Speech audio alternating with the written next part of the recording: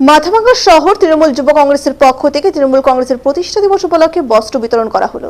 এদিনের এই কর্মসূচিতে উপস্থিত ছিলেন প্রাক্তন বনমন্ত্রী বিনয় কৃষ্ণ বর্মন, জেলা তৃণমূল কংগ্রেসের চেয়ারম্যান গিরীন্দ্রনাথ বর্মন, মাথাভাঙ্গা পৌরসভার ভাইস চেয়ারম্যান বিশ্বজিৎ সাহা, মাথাভাঙ্গা শহর ব্লক তৃণমূল কংগ্রেসের সভাপতি বিশ্বজিৎ রায় সহ অন্যান্যরা।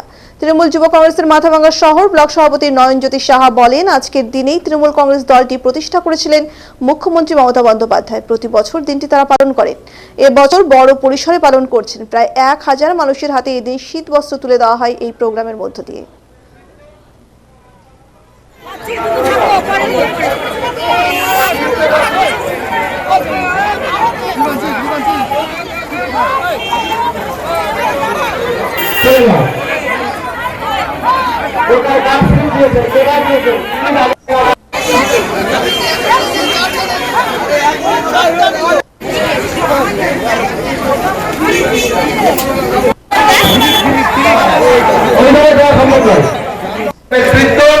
ভাবভ্রান্তের বিরুদ্ধে সংগঠিত করার জন্য, আন্দোলন করার জন্য কোন অনুমতি দিত না। এটাই ছিল মুখ্যমন্ত্রীর অনুরাগ, ব্যথা, জ্বালা।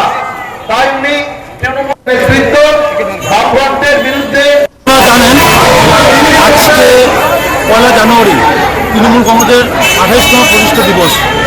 সেই উপলক্ষে আমরা প্রতি বছরই আপনারা দেখেছেন আমরা শীত বস্ত্র বিতরণ সাথে অন্য কর্মসূচি করে থাকি।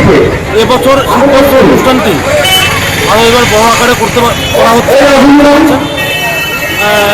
আসলে আমরা তৃণমূল দলটা করি এই 1 জানুয়ারি আমাদের কাছে একটা ঐতিহাসিক দিন। কারণটা হলো মমতা ব্যানার্জি আজকের দিনেই তৃণমূল কংগ্রেস দলটি প্রতিষ্ঠা করেছেন নিজের মানুষের সেবায়। তার জন্য এই প্রোগ্রামটা আমরা প্রতি বছরই করি।